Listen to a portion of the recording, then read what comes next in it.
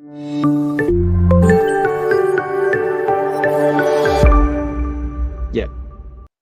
right. Okay. So thanks everyone for joining. So today's webinar is just for to learn about effective time management. So I'll start by introducing myself for anyone who doesn't know me yet. I'm the lead clinical director for the EasyLearn GP training program. And so just a bit about me. I'm also a GP in the United Kingdom, and I'm a fellow Royal Society of Public Health with special interest in primary care. Today's webinar is primarily for the ST1s, especially for the EPIC and the Prime Plus ST1s, but it's very valid and very useful for those in any stage of training. So far, you're having your GP training in the United Kingdom. So this is series 1 for this particular effective time management webinar. We'll have a couple of series, I think series 1 to 4 for this one. And this one has been open to the public. So we'll have a few people who are not on the EasyLearn ST1 programs, either EPIC or Prime Plus. So the aim of this program is to help you plan. So if you're an ST1, say early to bed, early to rise. So it's always good to plan early, and planning early is very good for success, as you all know. And so that's why we're trying to do this. So if you are in ST1, this is your first 6 months, or if you're in ST1, this is your second 6 months, this is the perfect time to plan. If you're already in ST2, well, it's not too late. What you can do is to jump on the bandwagon, and what you can do is to continue from where you are. So you don't need to start from the beginning. The training is very short. It's about 3 years. I said about 3 years because you discover that some of the time can be accounted to as wasted time. It can be holiday time, it can be other things, but they are not being used towards GP training. So without wasting much time, this is planned to be about 45 minutes. So I'll just go through, and at the end we can have a chat just in terms of questions and all that. So this is what I'll call a pictogram of how your training should look like in terms of proper planning for time management. Now you can move each of the components around. For example, you can move your second 6 months in ST2, which shows AKT.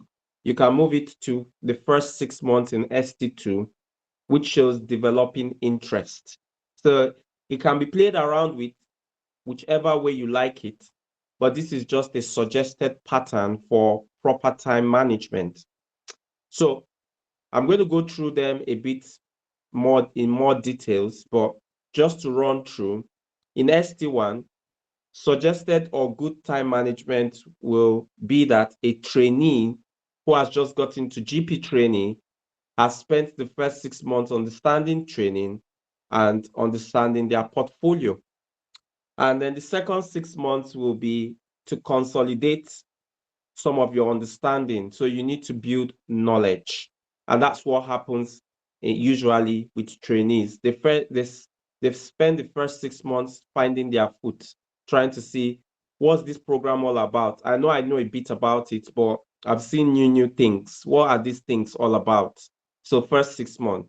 And then when they are standing a bit, they are no longer too shaky, then they start to build knowledge. And then in ST2, you discover that they have a bit of confidence now. That's the GP training, GP training, and they have a bit of time. Part of that time is to pass the first qualifying exam, which is the AKT, and the other time is their own free time to do whatever they want. We do suggest that a GP trainee in ST2 uses this time to develop an interest. So what's an interest? We call it, in GP training, we call it special interests. What do you like? So rather than just being a general GP, you can be a GP with a portfolio. or a GP with special interest in something. Some of you like gynecology, so it'll be good to do some special interest in women's health. And some of you like things like aviation medicine, so you can do some special interest courses there. A few of you may like things like orthopedics. So why don't you go for a diploma in certain orthopedic, maybe endoscopic orthopedic procedures and all that and all that. So that's all about developing special interest. We say the best time to do this is ST2, after you've passed your AKT or before you've passed your AKT. Either ways, it's not too bad. If you do the AKT first, it does mean you have a lot of time and rest of mind to run your developed interest, whatever you want to do. Or if you decide that you're going to do your developing interests first, it may contribute to your knowledge for your AKT. So either ways, no matter how you switch it, it's a win-win situation. So it's quite good. Now in ST3, we say you should use part of your 6 months for SCA and the other 6 months to plan your future.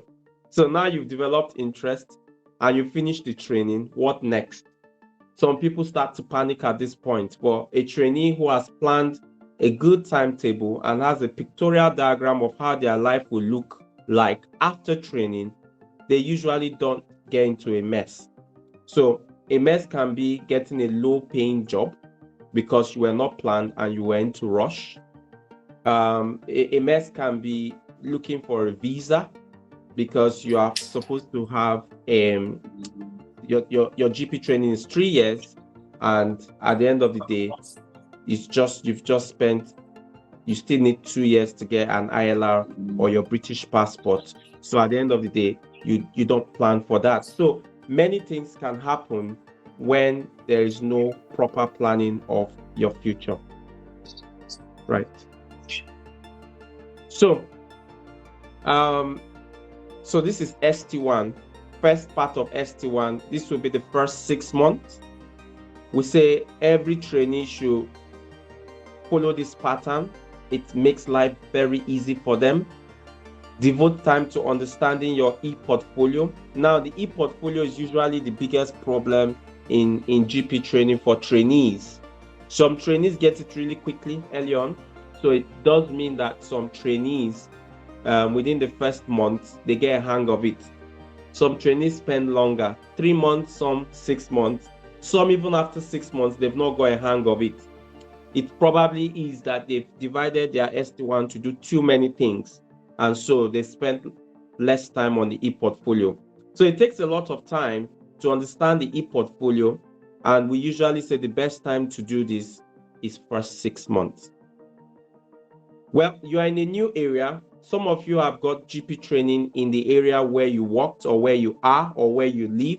That's fantastic, but it's not always as easy as that. So it's not as rosy as that. Many people have to move different other areas. So if you, for example, have always lived in England, in London, and all of a sudden you get your GP training, you plan to have a GP training in Manchester, but it didn't work out. For some reason, you ended up in Glasgow, in Scotland. What do you need to do? The first thing you need to do is to know the area. It's always good to come in early, get a place, get settled. So the wrongest thing for you to do will be to come into GP training a day or two before your training. That won't be too good. It won't give you enough time to settle down. Again, you want to know where the supermarkets are, where the shops are, where everything that you need to survive and to do very well, you want to know where they are earlier on before the training goes too difficult or too deep. And so knowing the area is something that we recommend for every GP trainee.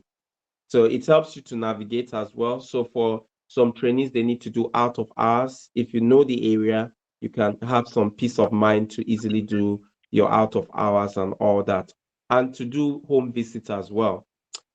Right. Now, making friends, this assumes that you're making quality friends. So Some friends will be friends that will slow you down.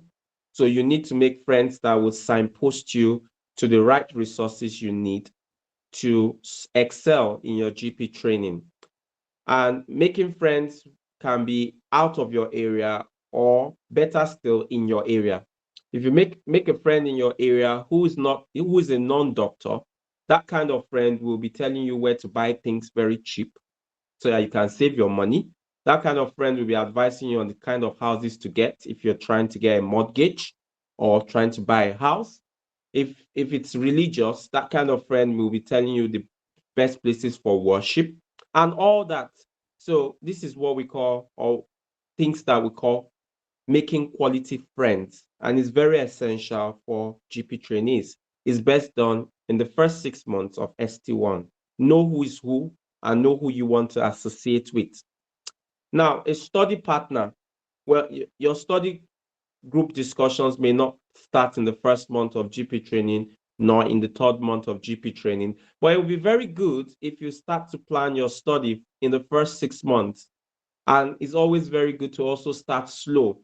So the mistakes some GP trainees make, they've got all the energy, full power, and they start to do maybe 100 questions from a particular question bank every day in the first 6 months. You will burn out. You will burn out, especially if you're going to be doing that with learning about the e-portfolio, knowing about other things. So it's always good to do maybe 10 questions a day and gradually grow. So it's always good to choose a time. And what a study partner does for you is to help you leverage. That's one. They help you grow. The other thing they do for you is to remind you. Sometimes we get carried away by other things. It can be by work, can be by family, can be by things of life. But what a study partner does is to phone you and say, well, we've not studied for a few days. Where are you? Can we not study tonight? And then you start a discussion up. And so they help you to focus. As again, look for a quality study partner. That will be the best quality study partner. Now, you've done your first 5 months, take a break. Your break doesn't have to be at the end of the 6 months. It can be in the middle, it can be somewhere, but don't take a break in your first week of your 6 months. That doesn't make any sense. Don't take a break in the second month. You still need to do the work, the e-portfolio. You need to understand it. Don't take a break in the third month. Anything from the end of the fourth month is good to take a break. When I say take a break, doesn't really mean taking a long holiday in Spain for like 3 weeks or a month. No, a break can be 1 week. A break can be 4 days, but it should be a quality break, quality time, just to rest, just to tell yourself, yes, I've done a bit of work. I've built my foundation. It's time to move on to the next stage, building the walls of my building. And so a break helps you to rest and it gives you that energy, that vigor to restart the next 6 months. And that's what we mean by take a break. So this is how the picture of your ST1 first 6 months should be. We call it ST1-1, and it's basically very good to get it planned earlier on. Let's see ST1-2.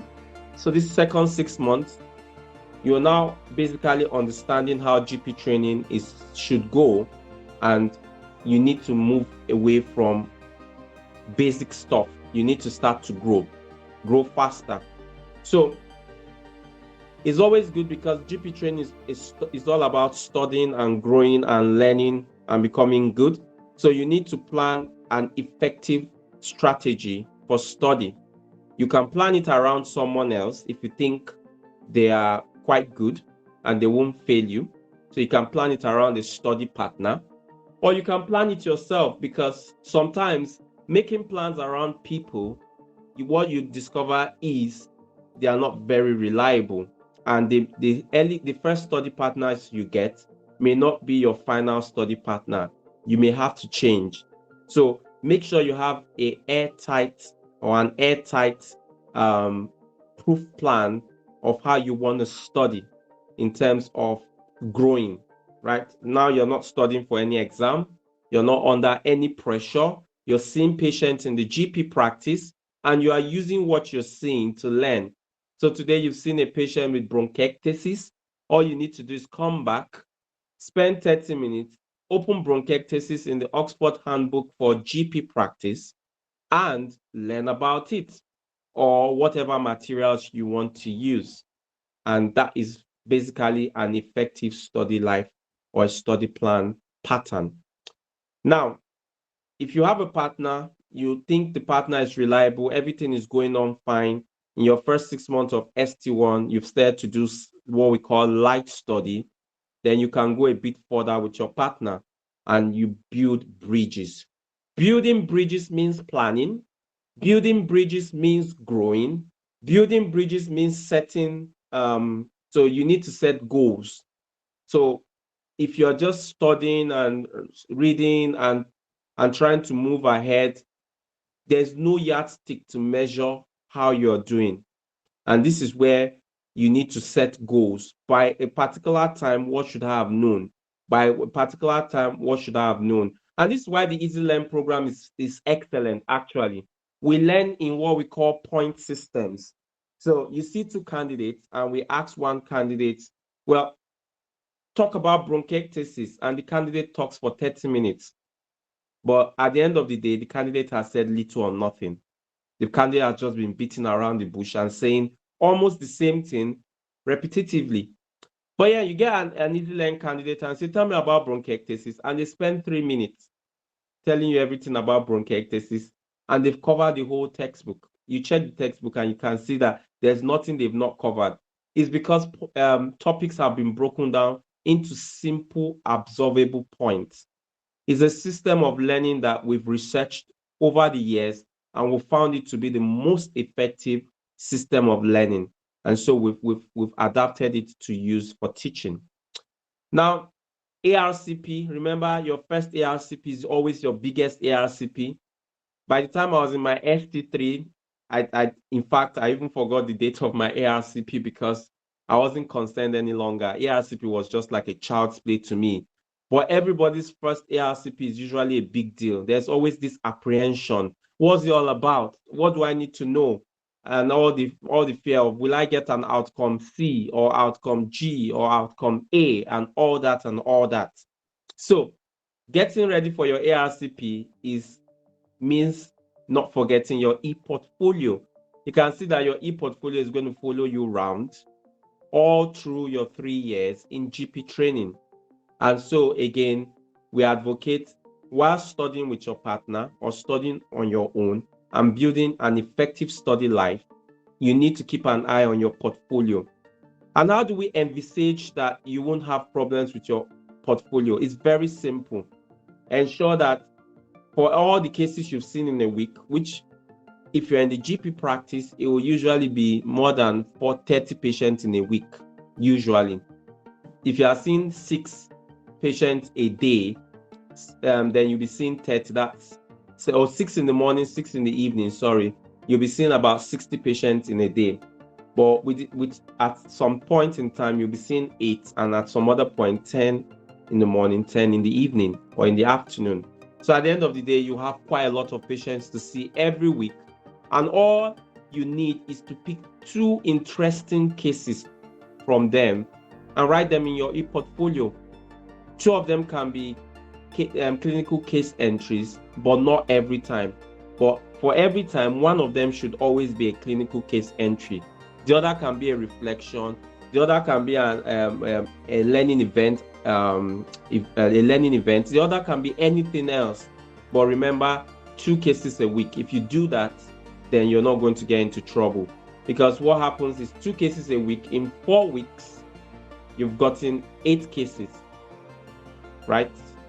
Sorry. So in 4 weeks, you've gotten 8 cases. And then you basically think about it, in 3 months, that's 24 cases. And that's way more than you need for every 6 months. So you're covered.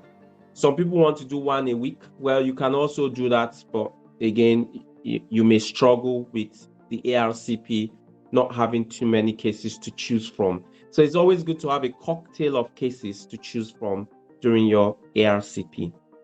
Now, In ST1 2, that's your second 6 months of ST1, that's where we say identify your interest. This is the interesting one. What have you always liked? So some people have come from different countries, they are immigrants, and some people love gynae. This is where we say you probably have interest in women's health. However, some people may really like gynae and or obstetrics, but when they come into GP training, they may find a new love. They may see orthopedics, or they may see dermatology. They may start getting interested in skin-related issues. They may see some sort of ophthalmology. They may see aesthetics. So tattoo removals and Botox and all that and all that. This is when to start to identify what areas do you like, because some things will start to get boring to you. For example, some people will hate infectious diseases. When it comes to a patient on their screen with some sort of STIs, they're like, oh my God, I don't want to examine any STIs today. When you start to feel like that, it means you don't like that area of specialty. When you start to see knees, every time you see a knee, you're always happy, you examine it very well. The patient says, ouch, doctor, that's very painful. You say, oh, we can do knee joint injections. I've got a colleague, and in your mind, all you're thinking about is, when will I do my steroid injection course? Then that is your area of interest. Write it down. ST1 2, or it depends. So some people, ST1 1 is when they are in the GP practice, and that will be the time to identify their areas of interest. But for some people, will be ST1 2. Either ways, by ST1 2, you should have identified an area. And then again, after the hard work, go for a break. It can be a 3 days break, it can be a 1 week break. Because this is the end of the year, it can be a longer break. It all depends on how you plan your holidays. Now, let's go to ST2. ST2 1, ST2 first 6 months, what happens? So basically, in the ST2 first 6 months, we do advocate developing interests. So now you've identified your interest, you need to develop it. And these are just some examples. So in the EasyLearn Epic, which is the only program that does that, I think a bit of Pass Plus does that. That's Prime Plus. But for the EasyLearn Epic, we have about 25 areas of interest that people can develop, and we do talk to them and encourage the ST1 Epics to go into those areas during their 2 years with EasyLearn. So some of these areas, we've just highlighted about 6 or 7 of them. So these are the common ones. There are other ones that are really, really nice. And it's always good to choose what you would love, not what you have been forced to pick because other people are picking it. So one of them is minor surgery. Is it not interesting that minor surgery is just a 1-day course? You can choose the RCGP minor surgery, or you could choose a private minor surgery that has been accredited by the RCGP. The other thing you can do is the Dundee Institute for Healthcare Stimulations have both a 1-day minor surgery course and a 1-day joint injection course. And you can do them together. So for the Dundee Institute, you can do on the 28th, maybe your minor surgery, and the 29th of that same month, maybe your joint injection course. This is very common among trainees. Quite a lot of trainees have got this done while training. So it's better you do it while training. Just take a week out. Just say I'm taking annual leave, so this is study leave actually. I'm taking study leave for Monday to Friday. And then imagine the course is on Wednesday and the joint injection is on Thursday. So on Monday, you relax, pack your bags. Tuesday, make sure it's far away from your house so that you can enjoy a new area. It will be like holidays. So it can be, if you live in, let's say in Scotland, for example, you live in Glasgow, so you can make it Birmingham, or you can make it Northern Ireland, or you can make it Cardiff in Wales.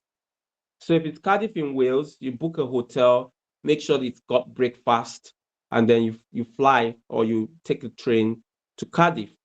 And on Tuesday, you go around, go to the palace in Cardiff, go to the mountain top, relax, take some pictures, have some fun. And on a Wednesday, you do your minor surgery.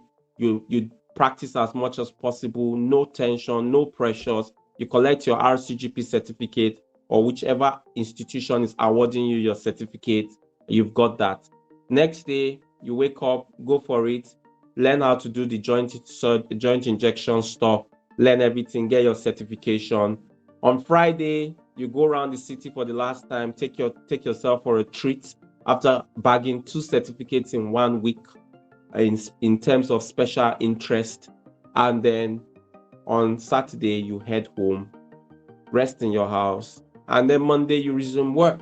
And nobody knows that you've gained 2 certifications in 1 week, but it's as easy as that. But it's proper planning. And so when you see ST21, first 6 months, some people think, oh, I have to use my whole 6 months to get some sort of certification. No, that's why some of them will put the number of time, the days required. You can see it doesn't take too long to get this kind of certification. Then for the Dundee Institute, it's quite nice because the Dundee Institute has a bit more for you. The Dundee Institute has other courses. I'll give you some example of some of the courses that they have. So they have things for gastroenterologists. They have things for laparoscopic surgeries for people that are doing neurology or neurosurgery. They have a lot of stuff. Can GPs register for this? Yes. So if that has always been your interest to do a laparoscopic ENT surgery, like maybe take out tonsils, as a GP, you can. And those courses are not too long. Most of them are 2 weeks. So you register, all they need is MBBS. Once you've got your MBBS, that's fine. You can do the course. So you don't even have to be a GP or a GP trainee to do the course. It does not require MRCGP. So you go do your 2 weeks course, you get your endoscopic training, but the problem will be, how do you practice? Because if you are not attached to a system where you can continue to practice your skills, you lose those skills and your money would have gone to waste. So what trainees need to do is, first of all, ensure that they are during their training, for example, if you want to do arthroscopic surgery, that's knee arthroscopy, for example, be in orthopedics. See that they are doing it and go for that course. Then during the rotation, tell them you've got some certification and you'd like to do it. They would be glad. In fact, whether they do arthroscopic surgery or not, the consultant's pay will come into his pocket. So if you are doing it and you are relieving them and they know you're not going to get the pay, they are going to get the pay. They'll be very happy for you to do it. This can be added to your portfolio. The more adenoids and tonsils you remove, the more you can say, yes, I have experience in this. It does mean that compared to the average GP, when you're done with GP training, you can just go into a department and work for an ENT, in an ENT department or in an ENT section of a hospital and do some of these things. Once you apply, they'll be glad to take you because you have experience, you know how they work. And I've seen quite a lot of GPs functioning in roles that are meant for consultants. Well, they'll still identify you as a GP. Your MRCGP won't change to some sort of fellowship, no. But you'll be able to do some of these jobs and be able to take very close to consultant pay. So Dundee Institute for Healthcare Simulations is quite good, very good if this is what you're thinking about, and it cuts across board different specialties. Now, IHEED. IHEED usually offers diplomas from the Royal College of Physicians in Ireland, in Ireland, and they have, again, it's cut across different departments. So there's geriatrics, so you can do a diploma in geriatrics, which will help you to be able to work in a small community hospital and be paid very well. You can work in a geriatric center and be paid loads as a GP. You can do occupational medicine. Remember, the specialty occupational medicine, you need to go through internal medicine, which is a very long route. But as a GP, you can add that on as a specialty. And because this is quite rare, quite a lot of organizations are looking for occupational medicine specialists. In fact, some of the cruise ship will be very happy to pay you very good amount of money for if you're an occupational medicine specialist. So if you have a diploma as an add-on, they will be glad because you'll be cheaper than someone who is a consultant in occupational medicine, which means for you as a GP, you'll be getting way more money than your colleagues who are working in primary care. But the organization will also be very happy to have you because they will pay a bit less compared to a consultant, and you'll be able to do exactly what the consultant will be able to do on the cruise ship.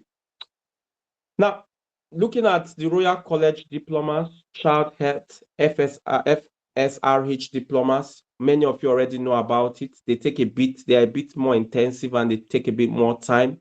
So there can be bottlenecks here. You need to plan it properly and say, yes, I think I'm ready for it. Do trainees do it? Yes, quite a lot of trainees do these diplomas and get them finished, but do not allow it to affect your training. So you do not want to have a diploma in child health, but not MRCGP. So you don't want to fail out of MRCGP and have gotten a diploma in child health. So then what do you use that diploma for? So you don't want it to affect your training. So make sure you check and gauge the timing. Make sure it's not too intensive and make sure it's something that you want to do. Right. The other ones they're about, as I said, they're about 25. Aviation medicine is a 2 weeks program. It qualifies you for what we call an aeromedical examiner.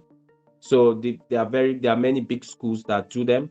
In EasyLearn, there are 2 schools that we usually signpost EasyLearn trainees to, and you can do it during your training.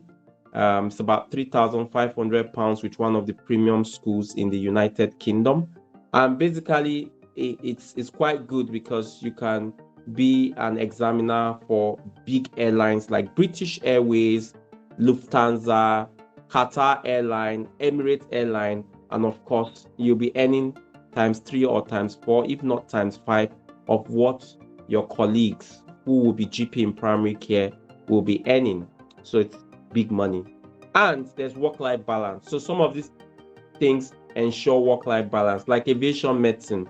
If that's the only thing you want to do, you probably work for 3 or 4 days and you take 1 week out, just rest. So once you are able to certify that the pilot can fly, that pilot will usually fly for a period of time and then he'll go away. But by the time the next pilot is coming, then you're required again to make sure that pilot is ready to fly or the crew are ready to fly and all that. So you get very big breaks and your work is not tedious at all. It's just the same GP work. It's just the aviation part of a GP job. So we say use your ST21, which is your first 6 months in ST2 to run this. And it's always very good to do that during the first 6 months. But you can interchange it to the other 6 months. Now, what would the other 6 months be like? ST22, or if you want to interchange it to be ST21, this is when you need to consolidate on your AKT and pass your exam. So we say here, focus on your AKT and consolidate the knowledge that you've built in ST21. Remember, in ST21, you were studying with a study partner and trying to gain a lot of knowledge, trying to build bridges and all that. This is when to build on those bridges. So what's our recommendation? Of course, we are EasyLearn Academy. So we recommend you use everything EasyLearn. We've got way more than these tools. We've got about 9 tools we use to ensure you pass your exams. But if you join the EasyLearn community, that's the best community you can be in as a GP trainee around the United Kingdom. Use EasyLearn materials. They've been super simplified. Use EasyLearn mocks. Usually for candidates that score 50 or 60 in our mocks, they usually score 90 or 95 in the exams. And it's almost always like that. So we say the EasyLearn mocks are usually what you should use compared to other mocks. Now, EasyLearn drills, many of you already know about them. We're the only ones in the UK that have a drill program. And the EasyLearn lectures, remember, is fully automated. So recorded live. You can download, watch at your time, and do whatever you want at your pace. So we tell you in your ST22, or if you want to exchange it in your ST21, focus on your AKT. AKT is Applied Knowledge Test for those in ST1 who don't know much about the exam.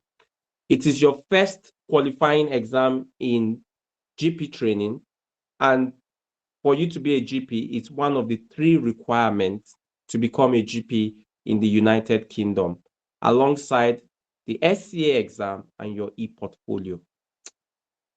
So this is the SCA exam, your second requirement. So look, if you see what we've done, we'll put your 2 exams together. As you finish one, you take a break for maybe 1 month, you rest, you eat good food, everybody says, well done. Then you jump into practicing for the next one. It's always good to do them together. So SCA Focus, what's that all about? SCA Focus means get a hang of the SCA, Simulated Consultation Assessment, which is your final exam. And again, would always tell you to use the best. So use the EasyLearn SCA community. We have our EasyLearn private programs for the SCA. So it's just one-on-one type thing. We have our EasyLearn practice suite, which is phenomenal and unique. No one else has an SCA suite in the United Kingdom. And we have the EasyLearn SCA chest. Again, there's no program in the United Kingdom that has the SCA chest. So these are some of the things that make us always have. So some people ask, how come your candidates are always passing? How come you guys are always having 100% pass? It's because of these unique things that have been researched over a period of time that have been embedded in the programs.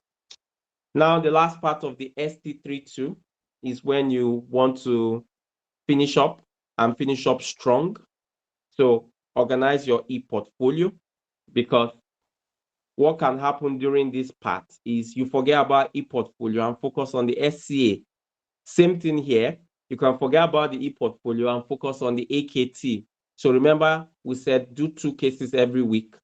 But because you are reading so much for the AKT, there may be weeks where you don't do anything. And so it means you have to work harder in other weeks. So for all those weeks that you haven't done much, once you've written all your exams, you've passed all your exams, remember the 3rd requirement to become a GP in the United Kingdom and to hold the qualifications MRCGP with the unique letters MRCGP is to pass these 3 things. So you need to pass and get a big tick for your e-portfolio. So organize that portfolio, make sure everything looks okay, make sure it looks all nice so that there's no issue with anything at all. And when that's done, then you come back to EasyLearn. EasyLearn has got career summit and career conferences. We do quite a lot of them. And these things are just so for example, career conferences and summit will be Road to Dubai, so that for people who are saying, well, I don't want to work in the United Kingdom, I want to go somewhere else. Road to Oman, Road to Canada, Road to the US, Road to the Middle East generally, Road to Switzerland. We've got all these pathways defined for people who want to go to these places. So we just sit down with you and plan your life. It may be that you've done your aviation medicine course 1 and 2, and you're like, what's next? So we point out how to get your examination licenses to you. Or it may be that you've done your occupational medicine with IHED, and you're like, I really want to do an occupational medicine job.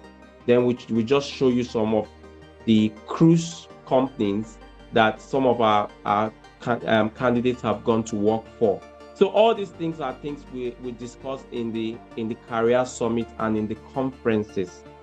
And again, it's always good to choose a job with a good work-life balance. So you don't want to choose a job because the pay at the end of the day. So there's a job now on Benbecula. Benbecula is an island in Scotland, and the pay is £150,000 per year. And many of you would have seen that job advert, and many of you would have seen it around. So I've got, my friend is actually working there. He's got that job, and it's a very good job, but there's no work-life balance. Basically, it's almost working around the clock. It's an island with no hospitals, no proper hospitals, so they have to airlift patients and stuff like that. So sometimes you want the money, but you want a work-life balance. Why not settle for something as chilled as working with British Airways and making, because if you get about 20 to 22,000 pounds a month, then if you calculate that in a year, it's even way more than what you get with the Bembecular job, even after tax.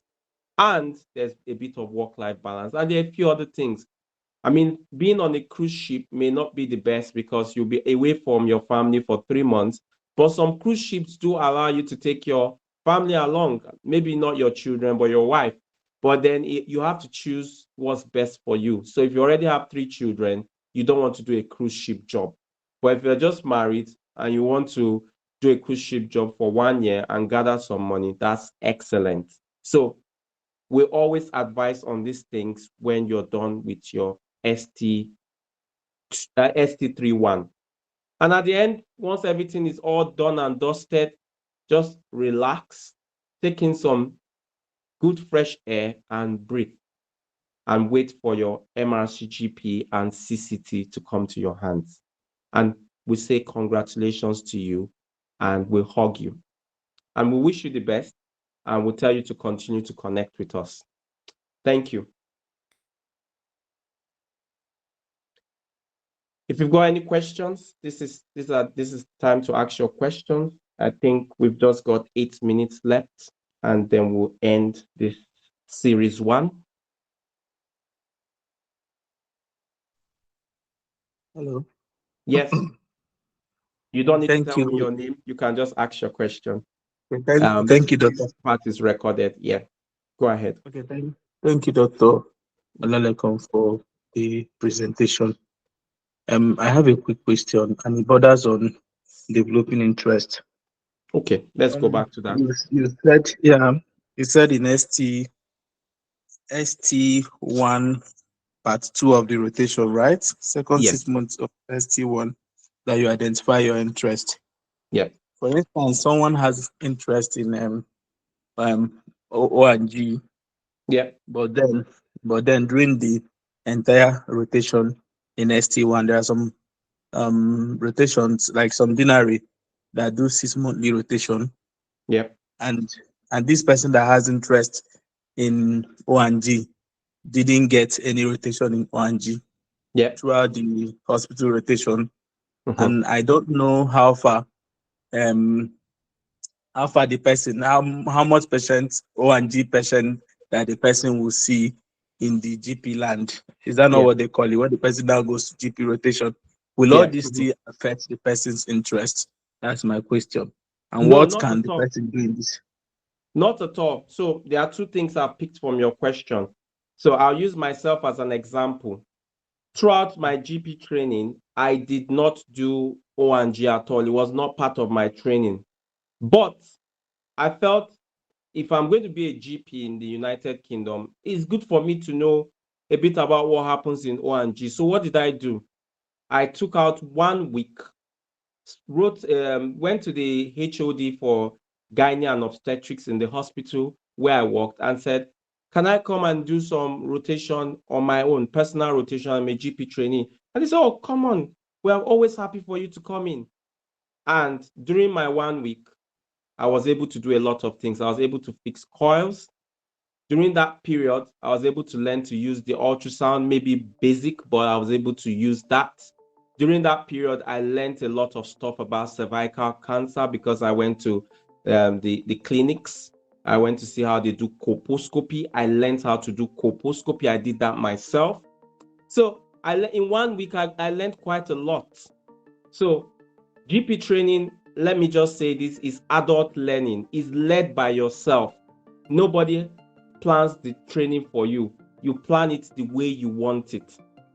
You can decide to leave your area. So if the person that asked that question is in Manchester, during your holidays, you can decide that these holidays, I'm not going to take 1 month visit to Switzerland and go for holidays. No, you can decide that during this 1 month, I'll go and do an outside posting in a rural area and you organize it.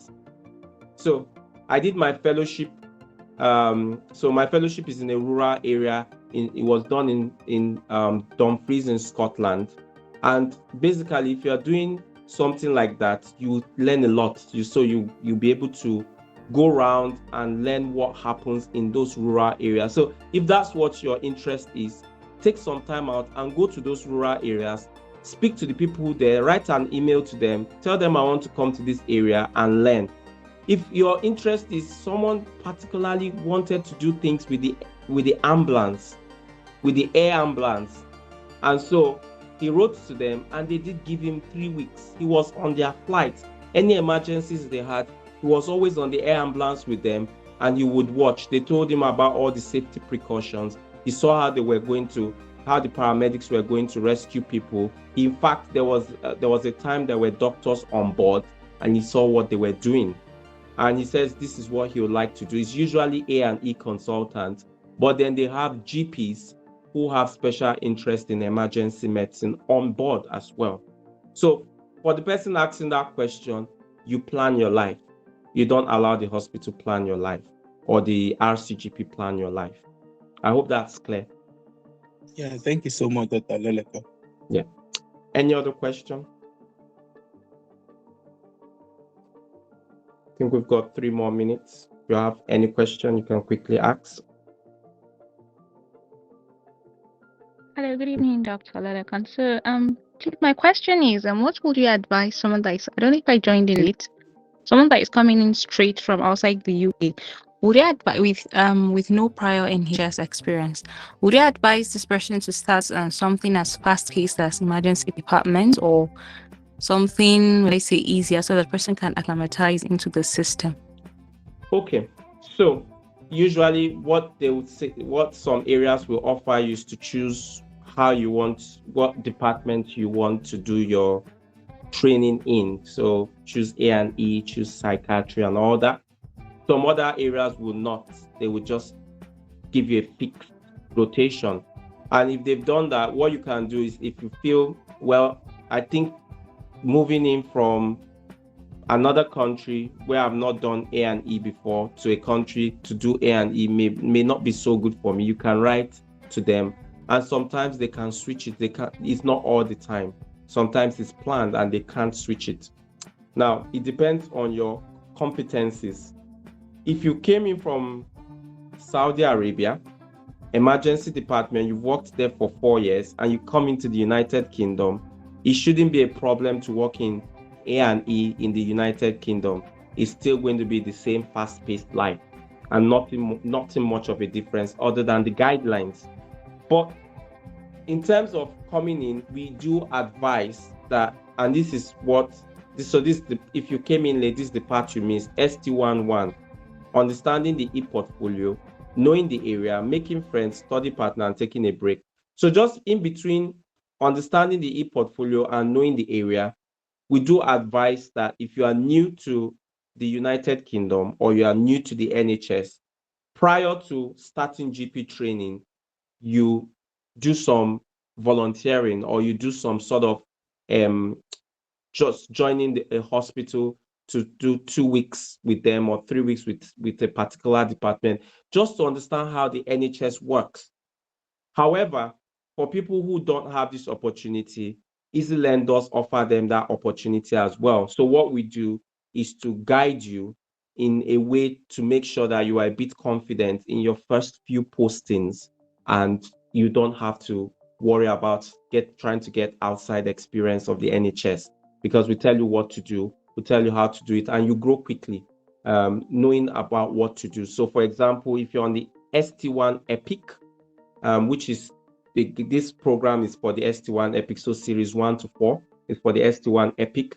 So if you're on the ST1 Epic, basically at the beginning of the ST1 Epic, it will be more of giving you all the confidence you need to do your first night calls, to do your first postings, to do your generally just all the support you need if you are new to the NHS. It can be a bit daunting, can be a bit difficult, but with the ST1 Epic, that's what it focuses on, to make sure that you go through that. So there are 2 options. It's either you've come in earlier to do a quick attachment, or you can do the ST1 EPIC.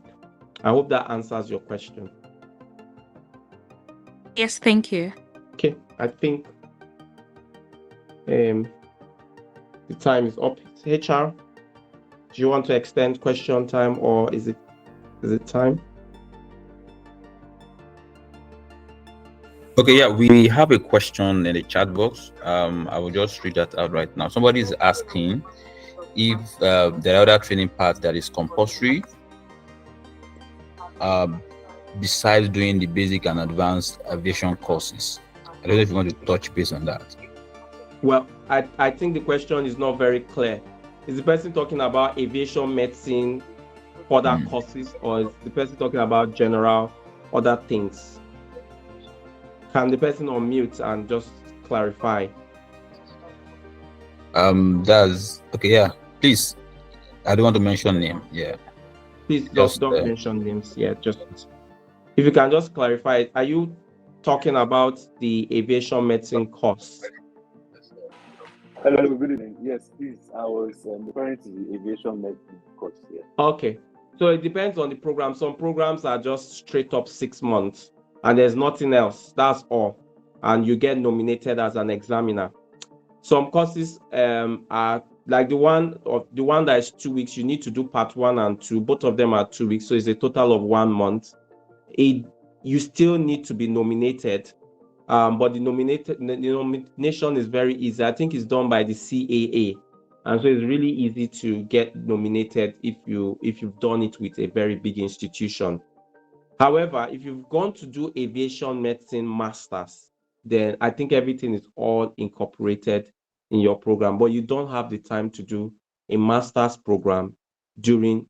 I mean, some people do it, but most people will not be able to do a master's program during GP training. So I'd say do a diploma and do a good diploma. So there's one in New Zealand that is really, really good and is accepted worldwide. The good thing about aviation medicine certification in the United Kingdom is that it's accepted in Canada, New Zealand, Australia, all African countries. So you can basically, if you go online and type aviation medicine examiner, you may see some examiners. You see their names, you see their emails, you see their website, just a simple website saying, if you want to hire an aviation medicine examiner, please contact me, send an email to me, or all this. So people that fly private jets, all your Kobe Bryant, all your rich people around, they have pilots and they need private AME examiner. So those are the kind of jobs you would do. How much do they pay? So for just a full examination, which is usually about 1 hour or 2 hours maximum, 1 hour, because the other hour will be just waiting for analysis of results and verifying them to go through, can get between $10,000 to $15,000. Just one person, one private. So imagine you do 2 private a day. Well, you can go on holidays after 1 week, actually, because those are the kind of places where you can make up to 300,000, 400,000 pounds every year. And if you make 400 or £500,000 every year, then what are you looking for in the GP practices? Why do you want to work in the GP practices? Maybe no reason. And then if you are lucky, you have some affiliation to African countries. They really pay AMEs well. They pay them really well because they are scarce. They don't get so many. So that would be another one. So you can work in multiple countries and make money all around. Just fly to Nigeria, for example, do a 2 or 3 flight examinations in a week, fly back, do one in UK or 2 in UK, fly to New Zealand, do another one, like that. You make your money. I don't know if that's what that person was asking about.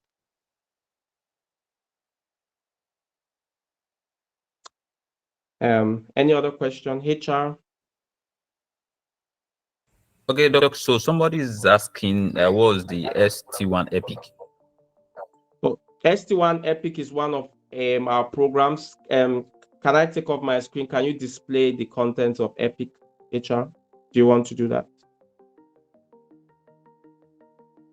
Should I take off my screen? Yes, please. Okay.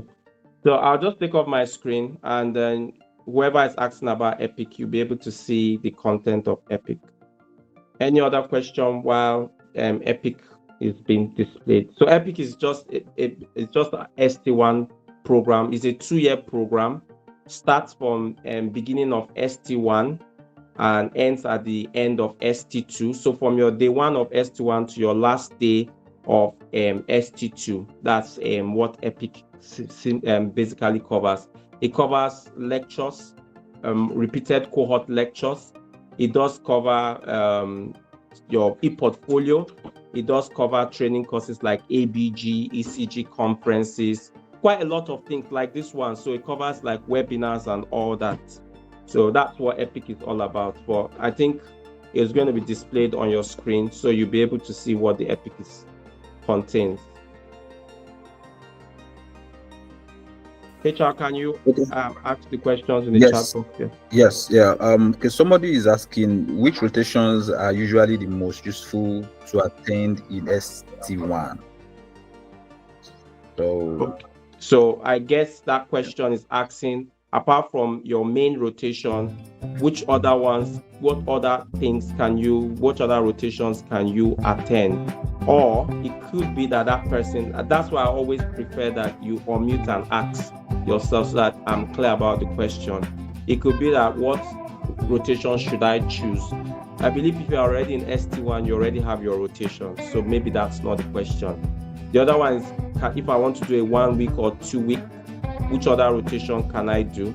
Well, it all depends on you and what you like and what you feel you are deficient in. So for me, I felt I wasn't quite very good in women's health, and so I went to do women's health. So that's how to choose it.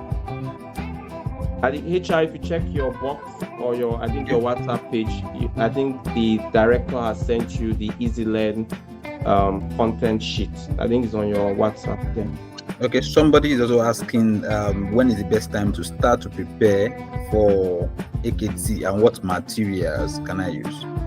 So if you're on Epic, you start from day 1. So Epic just allows you to prepare slowly without pressure. So our Epic guys now, most of them are very good. They will pass the AKT and they are still in ST1. So you can start from day 1. You don't need to put yourself under pressure. But if you are someone that says, well, I like the crash course kind of things, well, you can do it anytime in ST2. So our program is usually 2.5 months if you are doing a crash course to pass the AKT. And we have about 5 different AKT programs that helps. So yeah, so that's the EasyLearn Epic schedule. If you make it bigger for the person that asked about the content. So it comes as first term, second term, third term, and fourth term. And basically it just covers your 2 years. So first term will be like your first 6 months, like that, and covers you until you pass your exam. So you don't need to switch programs. The Epic also covers you for your AKT. It doesn't cover for SCA. So your first 2 years. So materials, any material is good. It depends on what you find very helpful. For people on EasyLearn, they just use the EasyLearn materials. But for other people who are not on EasyLearn, there's BMJ, which is very good. There's Past Medicine, which is excellent. There's GP self-test, which is good, depending on which one you find very helpful. Yeah, question? Okay, Doc, somebody's asking for, excuse me. Sorry, somebody's asking for the payment for the Epic. Can there be installment payments? Yes, there's instrumental payment on EasyLearn. So, yeah. Epic is already on Epic is instrumental. If you want to pay full, yes.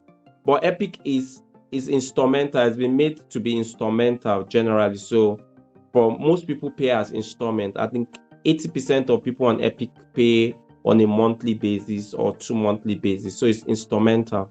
But if you don't want to pay every month or every 2 months, you can pay one off. That's fine. Okay, I think we wrap up in the next 2 minutes. There's a question here. Please, is the past medicine we all know or another? I didn't understand that. Yeah, I don't understand that question. If you can ask your or mute and ask your question, that will be fine. Yes, read the next question. Hello, can you hear me? Yeah. All right, you mentioned something about past medicine. Is it the normal past medicine we use in preparation of MSRA, or is there another Oh, something? so yes. Oh, I see. There's a past medicine bank for MSRA and there's a past medicine bank for GP training. I think they are different. HR, is that correct? Yes, please. They are different. Yeah. They are different. Yes, sorry. They're different. So please unmute and ask your question. It just makes it clearer if you ask like that, so we know what you're saying. Okay, so I think we have come to the end of this session, and I'd just like to project again a session coming for all ST1 on Thursday. That's next tomorrow with Dr. Farouk. Don't know if you can see my screen.